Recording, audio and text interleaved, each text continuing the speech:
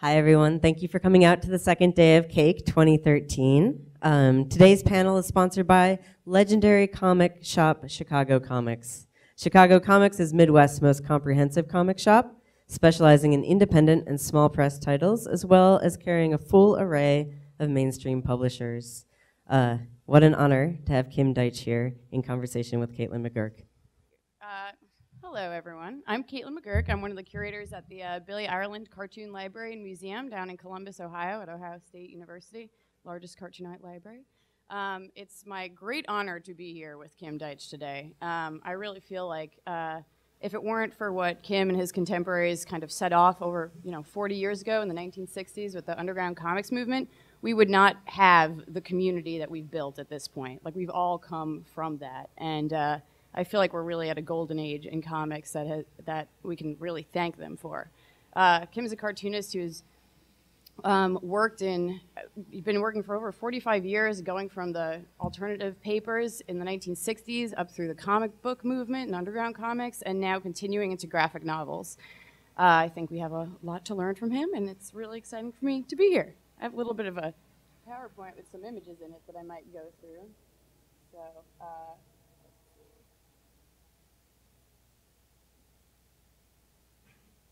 Hi, Kim. Hi. So you had a pretty unique upbringing, your dad being a pretty well-known animator and also a cartoonist. Right. What kind of influence did that have on you at a really young age? Well, it was huge because, emerging into consciousness, I remember him working on those record changer cat cartoons. Mm-hmm. So I was seeing that from the absolute beginning of my consciousness. Yeah. And was really fascinated by it all, too. This image of your dad up here, actually, in your family. Yeah, I remember when that was taken. Yeah. That's the Terry Toons era. Yeah. Do you ever feel like the influence that your father's work had on you was ever, too influential on your development as a cartoonist? Maybe it was for a while. Yeah. In fact, it's an interesting thing. When he left my mother and was suddenly gone, I suddenly realized that I'd been under his thumb all those years and didn't realize it. And it was really kind of a liberating experience for me when he left. Yeah. It wasn't so good for anybody else, but suddenly I felt like I'm free. But I didn't even know I was in bondage up till then. Yeah. But a lot of his own passions had a big effect on you too, right? Because did he do a comic about record collecting? Well, yeah. Okay. That was his big thing. He was of a faction of traditional jazz fans that used to be called Moldy Figs. Uh-huh. That came from an article that Leonard Feather wrote calling the traditional jazz fans Moldy Figs, and they took it as a badge of honor. Their idea was the ultimate of jazz was the King Oliver Jazz Band as it sounded in 1923 in that lineup with no saxophone. So they had real saxophone phobia. That was another interesting thing about the Moldy Figs. And the cartoons that he was showing you, or that old Aesop Fable cartoons, I think I have a pretty good panel in here. I like this juxtaposition because this is sort of where Waldo came out from, right? Yeah, it isn't so much that he was showing them to me, is that when I was in on the dawn of TV, he brought our first TV home in 1949, and that's what Saturday morning cartoons were in those days. Mm-hmm. It was an endless stream of silent Aesop's Fables cartoons, essentially, and maybe there was about a dozen talking Van Buren cartoons that they also showed. Okay. Eventually Felix the Cat showed up. It was big news when Flip the Frog was suddenly on TV. And it went like that. Yeah, and these kind of just did they just stick in your subconscious, and that's where Waldo Definitely. Sort of boiled out of later? Well, yeah, it is what Waldo boiled out of it. But it also came out of the fact that I hit a certain point. I was doing all right, doing paintings and even selling them.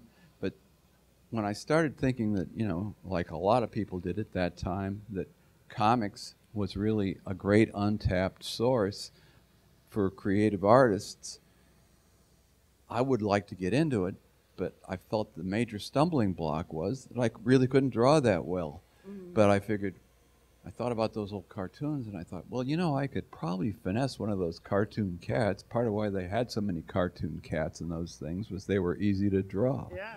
And that was essentially how I ended up with that Waldo character. Yeah. I wasn't thinking so much of Felix the cat, but more of just like those endless cats that proliferate the Aesop's Fables cartoons. Yeah, yeah. It's really amazing to see those cartoons starting to be really popular suddenly That's again, true. too. They're totally coming back. You know, Terry Toons and Van Buren, it's the big thing now. And I think there's something to be said, too, with just, like, perfecting a character and sticking to it, you know, and being able to speak through it through so many different, like, parts of your life and stuff. A lot of, like, the classic cartoon, like, newspaper cartoonists who have just stuck, you know, Charlie Brown, just pick one character and stay with it forever. So.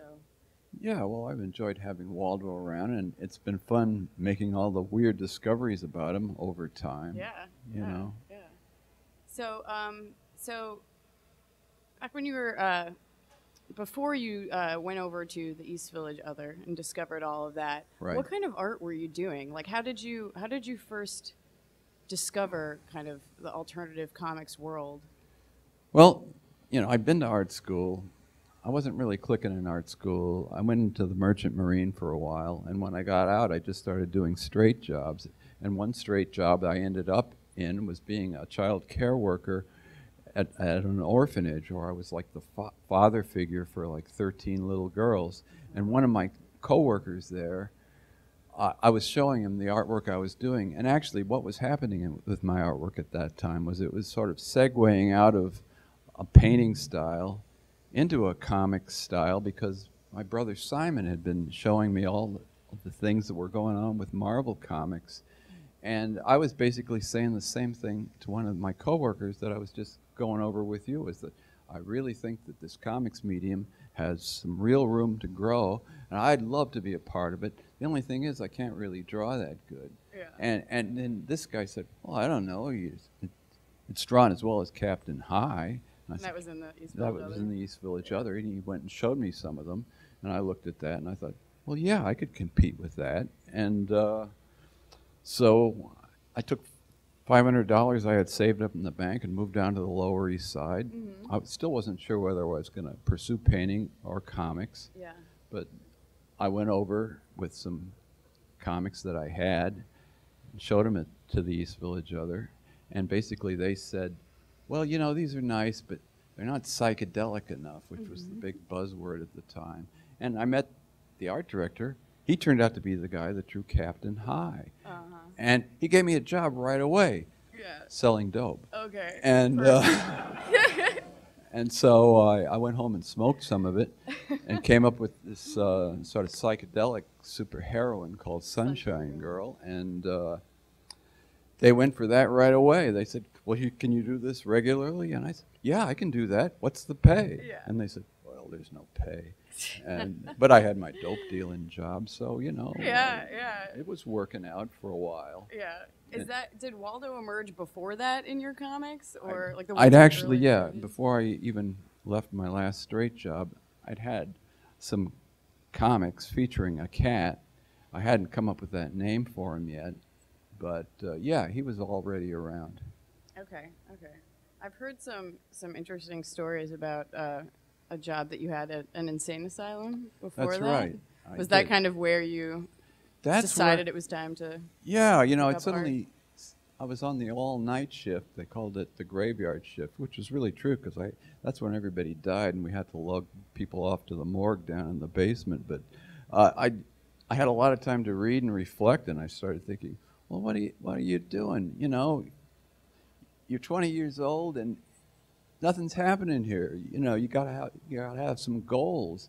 And I think kind of what hounded me out of art was I just wasn't really digging the art in the art school I was going to, which was Pratt Institute. It was all kind of vague, semi-figurative, semi-abstract bullshit art. And I was, you know, but then I just started thinking, well, look, you know, I'll give it another shot. Only this time, I'm not going to try to be pleasing them. I'm going to try to please myself and see what happens. And basically, that's the initial head of steam that I'm pretty much still chugging away on now. Yeah, that's That's amazing. What was it about the comics format back then, considering that you felt like you weren't necessarily a good artist, but a good writer? What was it about the format that made you want to pursue it? Well, different things. I mean, one key thing was I thought, well, here's a kind of art which would play to something that I felt I was pretty good at, was that I felt I had the potential to write stories, you know, unlike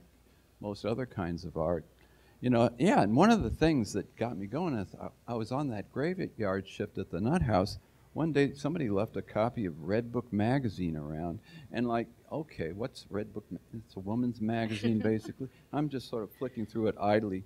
What were the chances?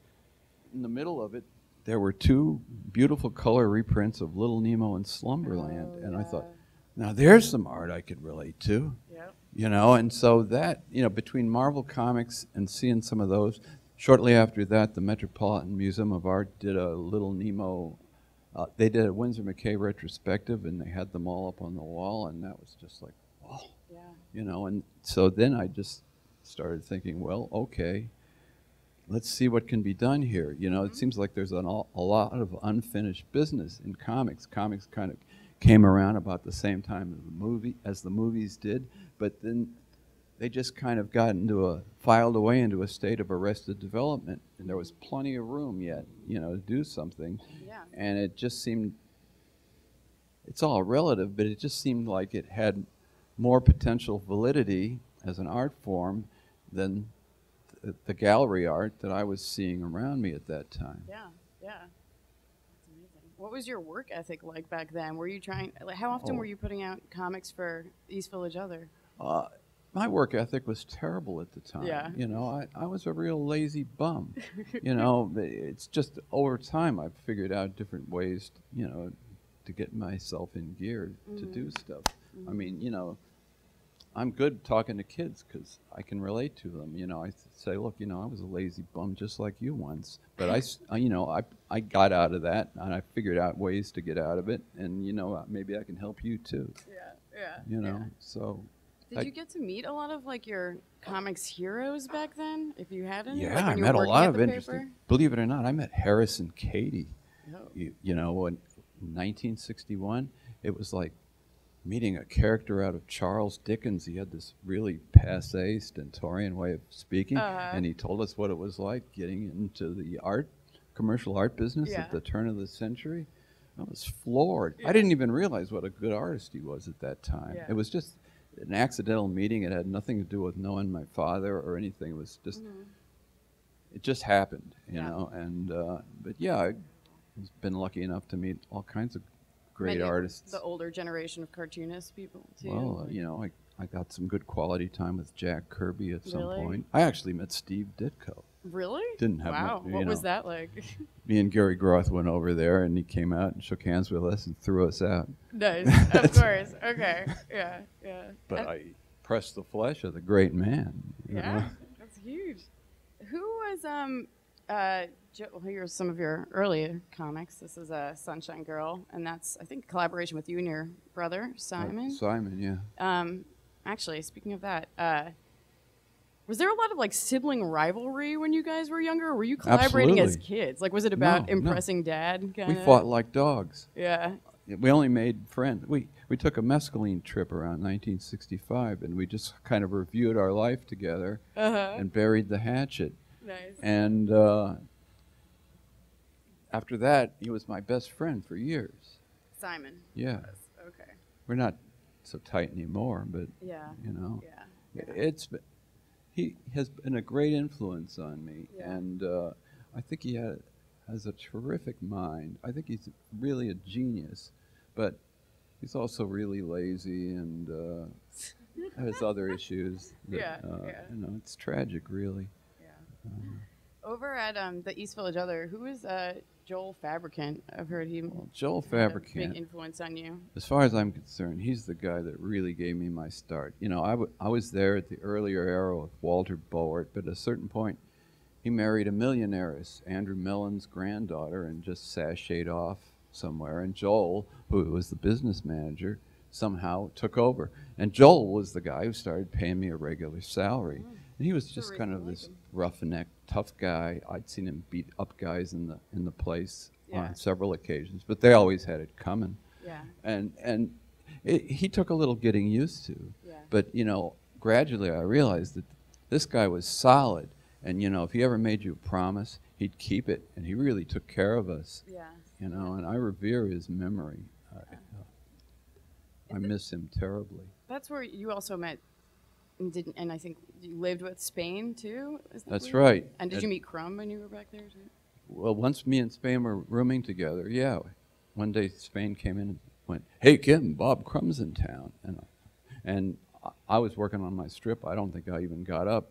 But 2 hours later, and he came with Crumb, and Crumb stayed with us for a while, and we got to know him. That's amazing. Yeah. Were they having like big influences on your work at that time too? Like Crumb's sketchbooking regularly and everything? Well, that's when I first got to see his sketchbooks. Yeah. And right away I was getting a fantastic vibe off of him. He said, "I'm glad to be with you guys. Some guys from Life magazine have been following me around, but I managed to ditch them." So I thought, this is interesting. Yeah. So then later in is it 1969, you relocated to San Francisco? Just like everybody else who was any kind of serious about what was happening in comics at that time. Yeah. What was the community like out there? Like, I feel like it's just this amazing thing of lore now, and I'm dying to know if it's like as hedonistic as people make it sound like. It was like that. But what was fantastic about it was like we were looking for that comic book El Dorado. But what's amazing is we found it. Yeah. And it was just a fantastic scene. And fortunately, I was smart enough to realize that it really was I knew I was in something really great. My only real reservation was I up to it? Yeah. Yeah. So you felt like what you guys were doing was huge and revolutionary. Huge and exciting and absolutely exhilarating. Yeah. That's fantastic. Was the community really, because one of the things that draws me to the comics world here is just this feeling of family, this sort of like incredibly supportive community. Was it like that? Was it competitive? It's always been like that for me. And in fact, even meeting the old guys, they were always incredibly good to me. Yeah. And I've really tried to carry that tradition on. Yeah. When I meet people coming up in the business now, I feel I owe it to them because that's what I got. Did you get the feeling that they were, like all of that older generation, supportive of what you guys were doing? Were they like wishing that they had done it, sort of? Or there was more of that than what you might otherwise have thought, that they think, what the fuck? But no, it wasn't like that at all. Yeah. Well, look, take Will Eisner even, he got into the underground. Mm-hmm. I don't think the work he did was so spectacular, but just the fact that he made the effort is tremendously impressive, I think. Yeah. How would you compare the community from back then to what you see and what you're actively a part of out here today? I think things are going good. It's pretty similar, yeah. I think things are going good. There's a lot of good talent out there right now. Yeah. Joseph Remnant, Noah Van Sciver, Ed Piskor, yeah. Nina Bunchvac. I would say that's my short list of people I think are really great right now. Yeah. And I'm sure there's probably as many others I don't know about, you know. Yeah. Just looked at this book by a woman named Laura Park just before we came here. It looked really great. I'm really looking forward to reading it. Yeah. Do you feel like you get some inspiration by any of the people who are currently working too, or? Definitely. Yeah. Ed Piskor did an interview over where you worked. It was on YouTube. Goes for more than an hour. There wasn't a dull moment in it. Yeah. It was absolutely riveting. I was floored. I've been urging everybody I talk to, you should go listen to that thing because it's just amazing. Did you relocate to Hollywood in the 1980s? For a while, yes. Okay. And were it's you my working hometown. on animation there, or you like writing storyboards for an animation?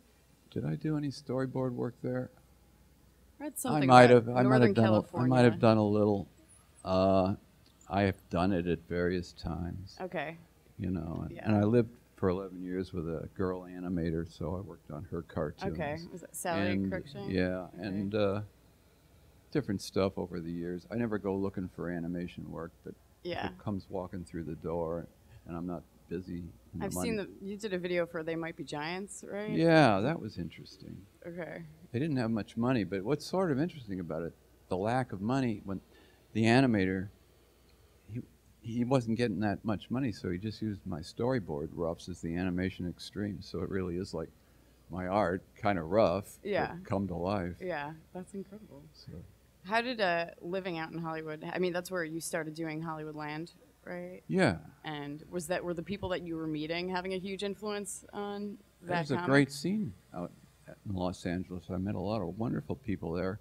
You know, I did a comic based on a movie called Eating Raoul there, and one of the people I worked with on, we had to get it out in 6 weeks, and so the person who really got me through that was Carol Lay. Okay. Who's a really good cartoonist, and I might mention also she's got a Kickstarter program going right now to do a book, and I'm kicking in on it, and I would urge other people, if they want to see a great comic book, they might want to consider throwing some money at that. Yeah, yeah. Was there much of a comics community happening out there at that point, too? I would say yes. Yeah. Because suddenly I was in a position of hiring people to get this comic out in 6 weeks. So yeah, I got a general survey of what was going on at the time. Carol was definitely the numero uno as far as I was concerned. And I still think very highly of what she does. She draws so great. Yeah, she's awesome. Were you also, at the point, did you have a cameo in Reanimator? Well, yeah, see, I'd been working as the art director for this company called Artboro Films in North Carolina, and that guy went on to make Reanimator, and so, you know, I was just visiting one day, and I ended up in that movie. Yeah, that's awesome. I'm going to move forward in some slides. I have some images of Gothic blimp work, some of your old stuff. Cornfed Comics, that was your very first all-me comic, single issue? Okay, great. And things from Mondo Snarfo. Memory Lane. Yes. Shroud for Waldo. Yeah. Oh, there we have Hollywoodland. Cool. Yeah. So, when did you decide to start making this transition into what you've called picto-fiction? Oh, well, I guess it started with a story I did for Weirdo called Two Jews from Yonkers, which is a fictionalized version of me and my brother Simon. Then I've just revisited that format from time to time. It came out of the fact that I suddenly started discovering the illustrated fiction of books of the 19th century, the Dickens novels, the Thackeray novels, the George du Maurier novels, and that was just a revelation to me. You know, the fact that a book like Vanity Fair, it never went out of print, but it came out with 190 illustrations by the author, Thackeray, and you know, it really is a graphic novel, if you will. And I can't believe that anybody would put the book out without the pictures. Yeah. You know, and so I fell under the spell of that kind of thing, and I guess to some extent, I still am under that spell. Yeah. It changes the way that you read a page too. You know, a lot of it reminds me of, you know, when I think about like old Yellow Kid cartoons and stuff, the original ones. You know, because you have just blocks of text here and there, so it's like you're actually stepping into a scene rather than reading the comic the way you normally would. Yeah, I suppose it's a tough sell, but you know, you just got to follow your creative nose sometimes. Yeah. I don't want to just keep doing the same thing over and over again. Yeah. And when you do pages like that, I'll move forward to some of them.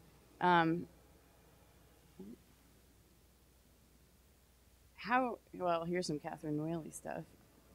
How are you laying something like this out? Well, you know, when I'm writing the story, I'm also doing a lot of drawing.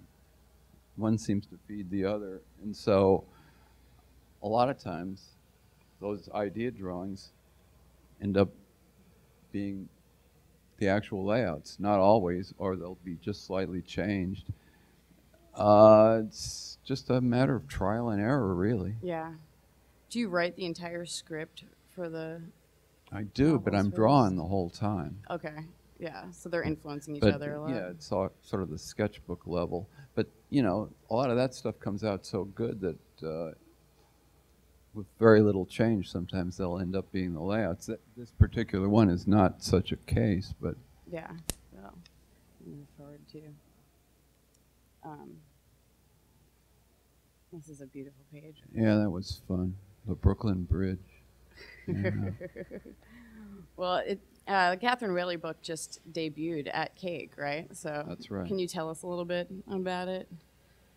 Well, it's, you know, it kind of was a spin-off of a story I did in Deitch's Pictorama about this brother and sister who are bottle cap collecting fiends. Mm-hmm. And I just liked that girl, Eleanor Whaley, so much. I really hated to give her up. And, you know, one of the things I do when I'm writing is I try to overlap projects. So before I was even done with that story, I was already brainstorming for the next story. And I think because I wanted to hang on to that character, I just kind of, a story evolved that came out of her, which is she inherits this place, upstate New York, a river town where lumber was produced from her Aunt Kate.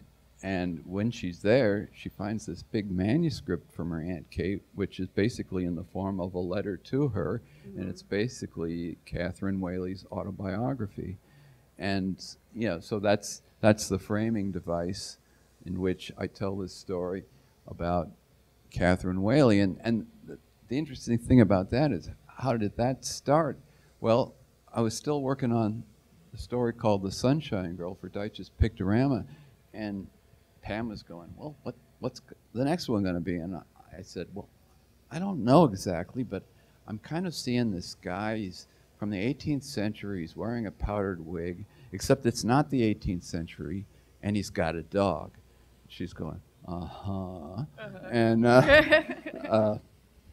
but I said, no, really, I think there's something there. And out of that comes the story about this woman who's kind of stuck in a lumber town. There's no real cultural attraction there, except that it's at the turn of the new 20th century, and she's kind of in on the emergence of movies, and she becomes a tremendous movie fan.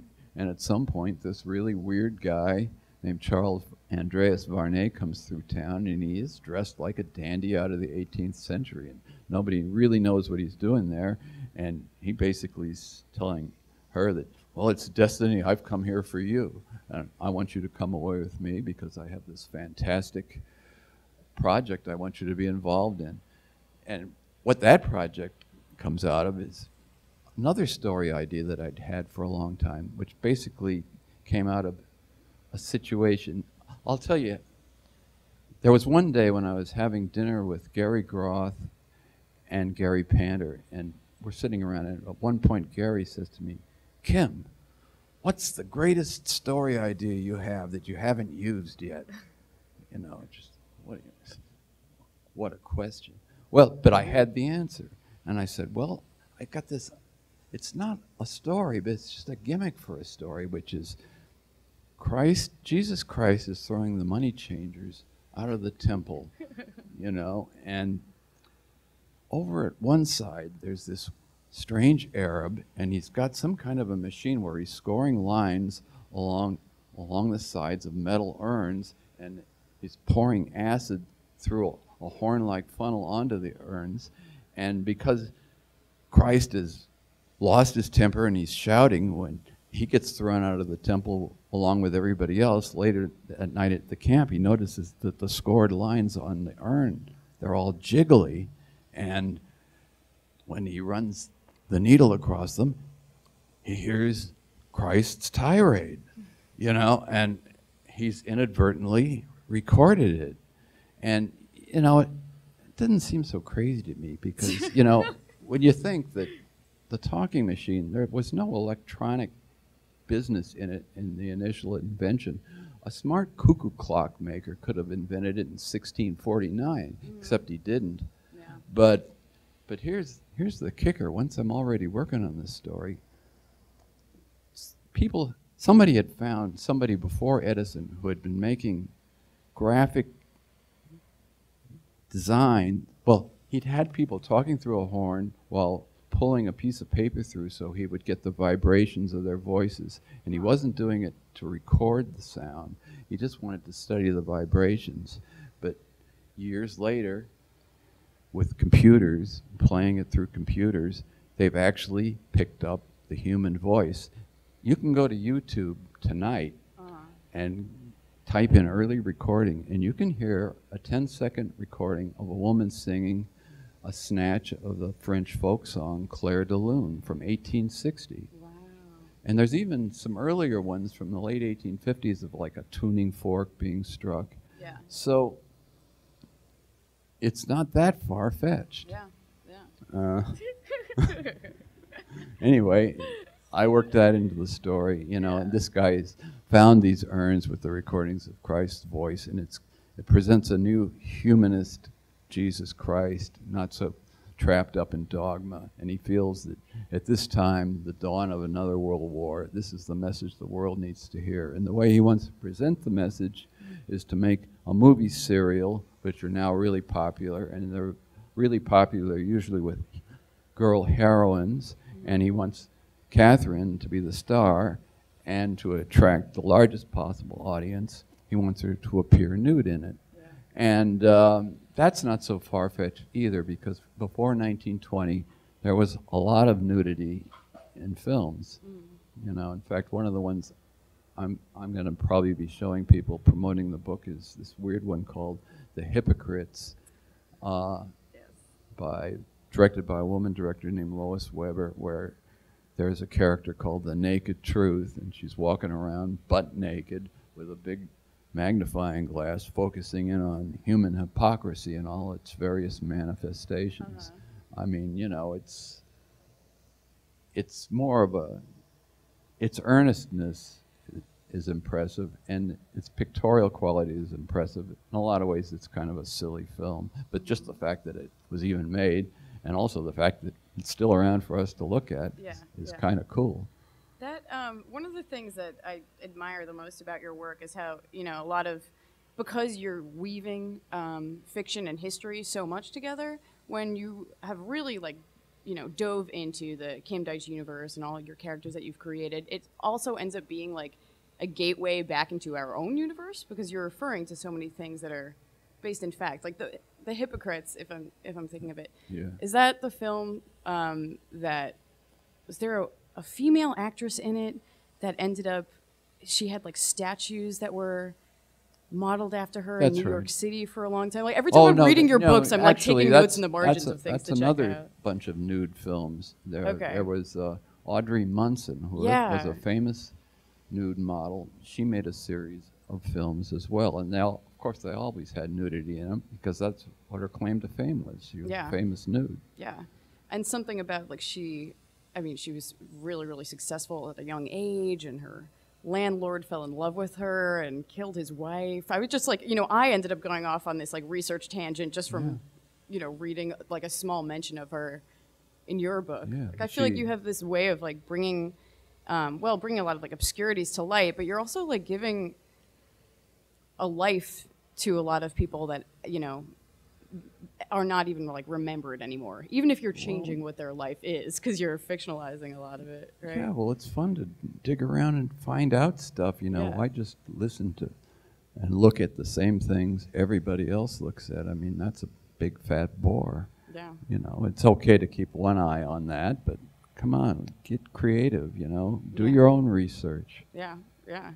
Do you feel like you have this sense of like educating other people about a lot of this stuff while you're making the work, or is it just because it's what you know, what your personal interests are, so you're putting it in there rather than I want to share, you know? No, I want to share it, and I hope I'm turning people on to stuff that they haven't tuned into before. Yeah, yeah. So what is your like research process like for stuff like that? read a lot. I've always got my nose in a book, and now that the internet's here, I'm always looking up things on the internet. And I'm a curious guy. I'm always looking around. It's fun. Yeah, yeah. And the Kathrine Whaley book, is that your first like full graphic novel? I would say so. You know, a lot of other books of mine have been called that. Mostly they're a series of related stories that kind of dovetail together. No, I think this is my first real graphic novel. Yeah, yeah. How did you find that process to be? Oh, I just loved it. I mean, I'd love to keep making books like that. But I'm back in comics, at least for the time being. In comic books? Yeah. Okay. Yeah. You know. So you're working on a new comic now? I'm working on a new book, yeah. It'll be pretty much comics, I think. And the overriding theme will be reincarnation. Okay. The story I'm doing right now, it all came to me out of an exhibit at the Museum of Natural History. There's this one exhibit of 16 white-mantled colobus monkeys. Oops. You just had it. And I just went in there with Pam, and I thought, Jesus, you know, they wiped out this whole community of monkeys just to put up their crummy tableau here, you know. And I thought, you know, out of that, I thought, well, you know, maybe there's a story here. And yeah, out of that it evolved. And basically I started thinking, you know, class trip. Anybody in the New York area, they go on a class trip to the Museum of Natural History. And although I didn't really remember that tableau from back then, I made the story up that way and how I get so fascinated by it. And then there's this guy standing next to me, and he goes, you know, I see you like the monkeys, you know. You know, I knew them all. And he starts naming them and telling him about them. And that kind of goes into a Tarzan knockoff kind of a story with a tragic overtones. I mean, this guy is the son of one of the guys who makes the stuffed animal tableaus, and as a kid he's taken to Africa along with his mother and father and gets lost, and he gets taken in by the monkey tribe, and that's when he really comes into his own. He's just a shrimpy little kid, but among the monkeys he's a giant. And, you know, he becomes like their white monkey god. And it's going great. He's about to be inducted as king of the monkeys. And except at that moment, all of a sudden, his father's back, and there's a big fat shootout, and everybody but him is blown away. Yeah. You know, and the mother monkey, who has really become more of a mother to him than his own mother ever was, dies in his arms, and it says, "We will meet again at the shrine of the monkey god," which basically is this exhibit. I mean, he knows it's not really them, but it's representing them, and it's representing the golden era of his life that he will never see again. And also at the very top, there's one little monkey that turns out to be one of my reincarnations. And out of that, I've got some other ideas. I have an outline. It'll be good. Waldo will end up in it because he's the reincarnation of Judas Iscariot. So it's at a certain point, he's going to give the lowdown on Jesus, and I'm going to use the infancy Gospels of Jesus as a primary influence, because those are kind of interesting, where Jesus is kind of a wise-ass kid, and he creates little clay people that come to life, or he'll kill one of his friends and then bring them back to life. And it really was like the Pulp Fiction of those old times, you know.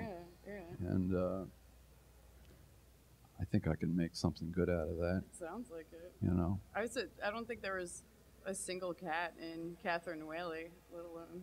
No, you know, it's nice to take a breather from Waldo. I don't want to just do the same old thing all the time.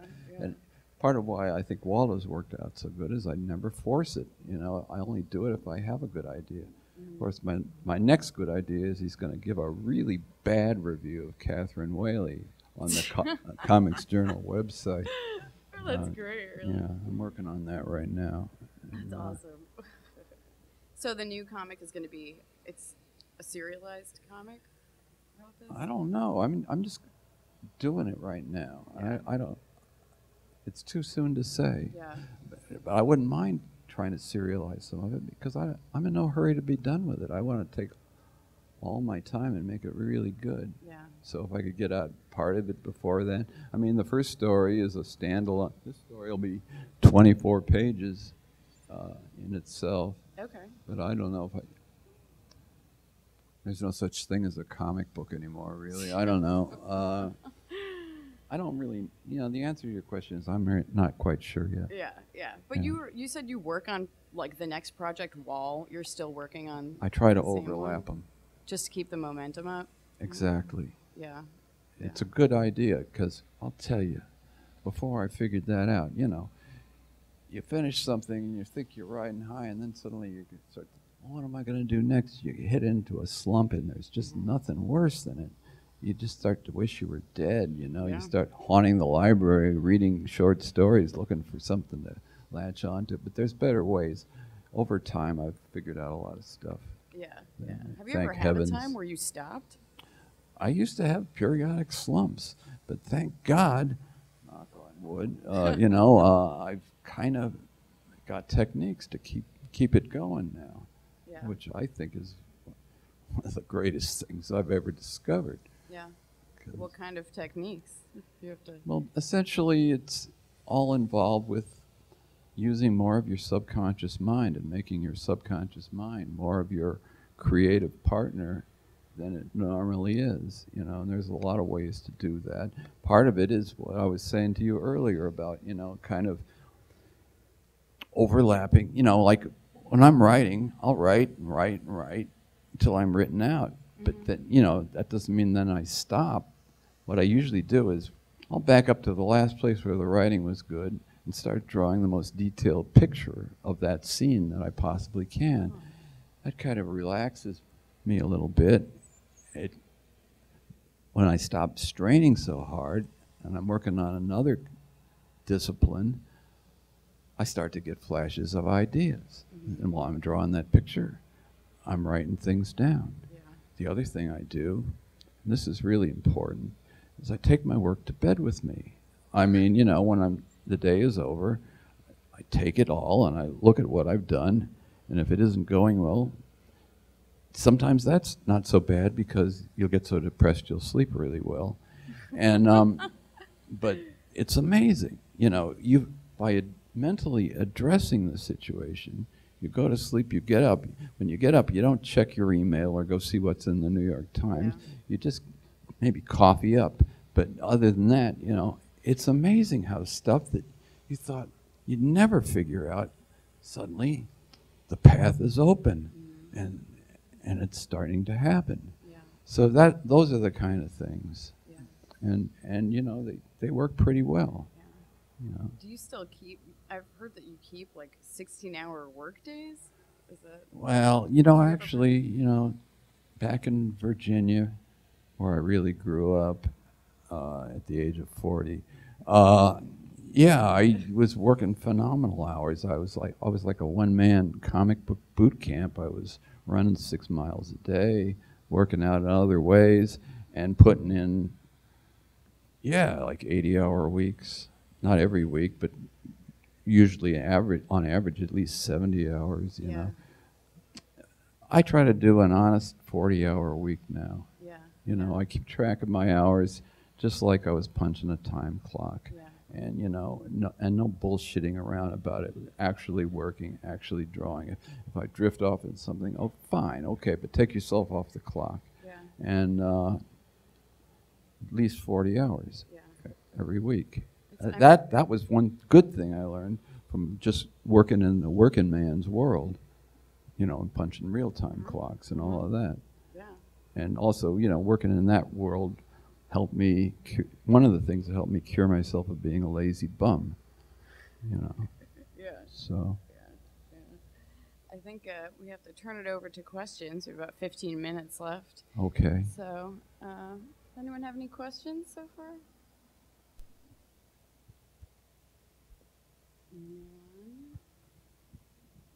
Yeah.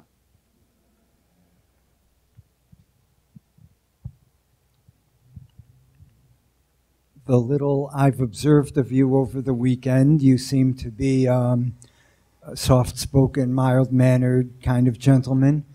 And your characters, to me, have always seemed wild-eyed and kind of creepy, scary. Yeah. Do you feel like you're pouring your id out into your work?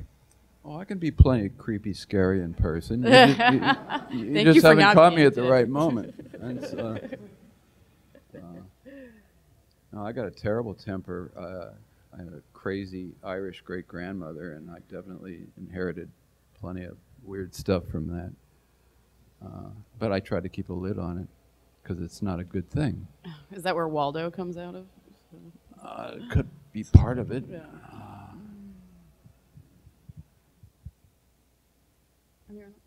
Yes. Your work seems to fit in perfectly in both Weirdo and Raw. I was wondering if you felt a difference in sensibility between those two magazines, or if you felt more at home in one or the other.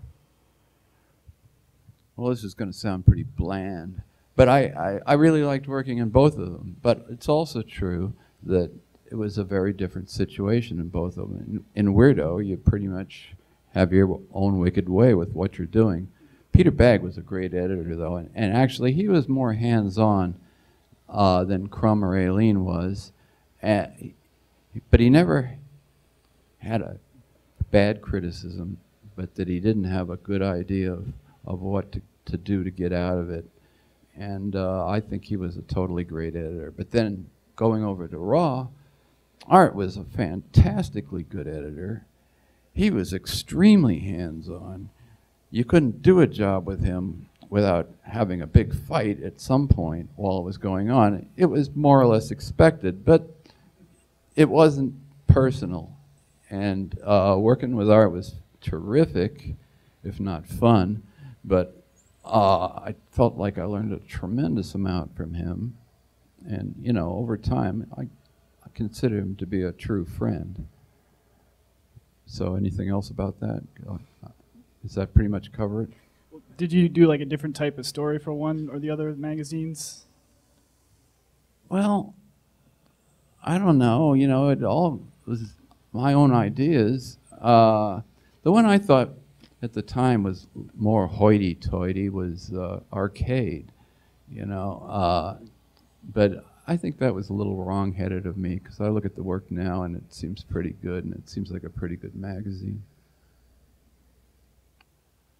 So, what else?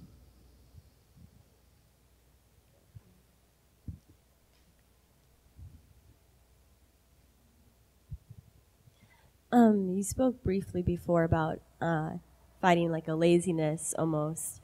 And can you speak a little bit more about like how do you get out of a creative slump, or like just your own personal techniques that you found work for you whenever you're fighting yourself to get work done?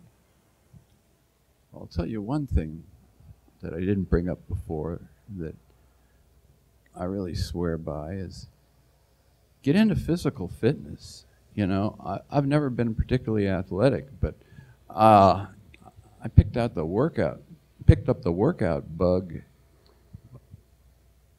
way back. I've been, on some level or other, I've been doing that since I was 20. And that can really help you creatively. You know, it's like you overcome this daily stumbling block of working out. It sets the right tone for the rest of the day. And also, I think it helps your brain. I think it sharpens you up. So there's one key one that I would absolutely urge on everybody. It doesn't matter what kind of workout, they all pretty much work. But it's just what you can do in that way every day, which also ties in with doing creative work, because it's not doing that great big magnum opus once in a while. It's what you can make yourself do every day creatively that's really going to count in the end, your batting average over time. So anything else along those lines? Okay, yeah?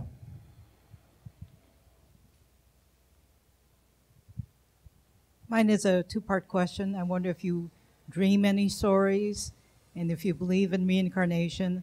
And the second part is technology is advancing so quickly. Would you go into animation if it got easier for the artists, or It sure the did, technology didn't got it? simpler so you didn't have to raise a lot of money? And would you be object to a live action portrayal of, say, this graphic novel? Well, yeah, it's a fact. Animation, it's gotten a lot easier for one person to do animation. And I don't think I necessarily would have gone into animation on account of that. If I'd had my way, if I'd come of age in 1910, I don't think Wild Horses couldn't have kept me from trying to break into the movie industry. But that was at a time when, you know, it was kind of a low-rent thing and you could do interesting things. When I came of age, you know, it was a big, complicated brouhaha. You had to raise a lot of money. But even that's gotten more doable. So, in a way, technology is opening up a lot of new doors. And that's a good thing. Anything else on that? Yeah, I was asking about reincarnation. Oh, reincarnation. Do you dream any of your stories? Do I what? Do you dream any of your stories? Well, no, but my mind is working on them while I'm dreaming. As far as what I think of reincarnation, I don't really know, except to say that, you know, I can remember when I was like 4 years old, I used to think I could remember a time when I wore glasses, and I didn't wear glasses in those days. And the other thing that makes me wonder about it is I kind of came up with the whole idea of reincarnation on my own before I ever heard anybody else talk about it. So one can only speculate, of course, at the end of the day. Who knows? But it's fun to think about, and it makes for some good yarns. Anything else along those lines you want to know? I think you probably do believe in reincarnation and knew things as a kid that were impossible to explain. Yeah, you know, of course I'd like to believe in it, you know, but wanting to believe in it and really believe in it is two different things. You know? But it's possible, you know. I'm always looking for that possibility. You know, we all want to live forever, or I do anyway, I don't know. So. Anyone else? I think back there.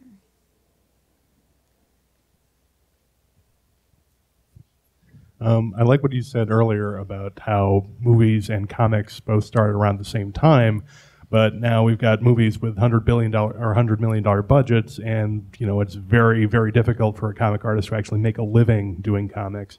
Do you think comics are basically, are they doomed to have this, you know, very narrow appeal to Americans, or you know, is there something that comic artists can do to increase the appeal of what we do?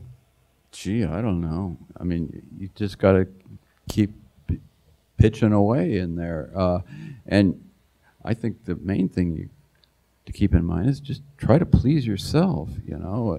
At the end of the day, it's got to be you fulfilling yourself and, you know, trying to get your message to others. But to try to be too crowd-pleasing about that is automatically going to start poisoning the well. Anything else on that? That was very inspiring. Thank you. Oh, you're welcome. Anyone else?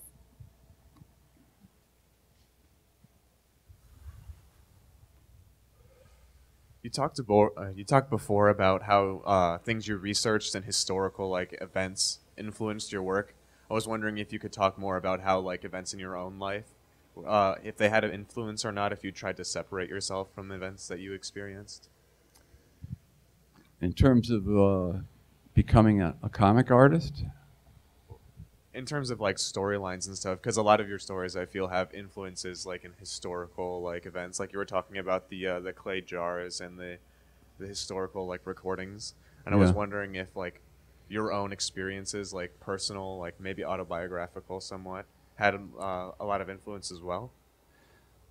Not as much as you'd think. I mean, you know, I feel there's too much of these comics that are nothing more than personal blogs, you know, that's cool if, you know, you've got this fantastically, fabulously interesting life. But if not, you know, and I think that was part of my own thinking in terms of not settling into something right away. I wanted to get out and live and have adventures, and I did my best to do that, and I've lived to tell the tale. So in that respect, yeah, I think maybe I made my life a little more interesting, so that's helped. But even then, you know, I feel very little urge to tell the truth about it. I mean, you know, it's okay for a stepping off place, but, you know, come on, this is supposed to be about entertainment. You know, a good yarn, you know, you could be a pathological liar or you could write good fiction, you know. The second one, I think, is a somewhat more honorable approach. Anything else on that? Anyone else?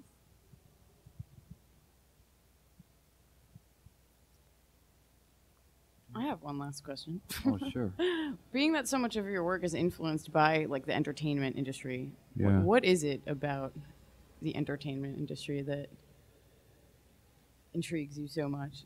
I've always been entertained by it. Yeah. You know, and But it's like the darker side of it that you're showing usually. well, yeah, maybe so, but I mean, it's not out of big intention. It's just sort of the way the wind blows for me in drawing it. I'm not trying to hand down some heavy-handed thing. If it comes, it comes. In fact, I think it's a big mistake to try to be ironic. You know, let it fall where it falls. You know, in fact, I think it's better to try to be entertaining, and then, you know, if there's a message, if it's going to really be about something, well, that's good too. Yeah. In fact, it's very good. You know, I used to poo-poo it altogether, but I'm coming around to the idea that, yeah, they really should be about something. But it's tricky business, getting the balance right so that you're not coming off too preachy or too humorless. You know, it's all trial and error. Yeah. But I love to be entertained, and I love to entertain people. You know, I think that's a great calling, and I'm so lucky to be a part of that. Yeah. Great. Any other questions? Probably have time for one more. Over here.